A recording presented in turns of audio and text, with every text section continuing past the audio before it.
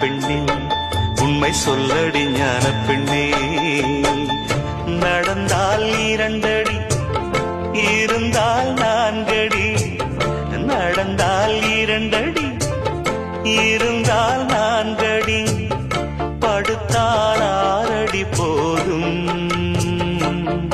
இந்த நிலமும் அந்த வானமும் அது எல்லோர்க்கும் சொந்தம். அடி சொல்லடி ஞான பெண்ணே.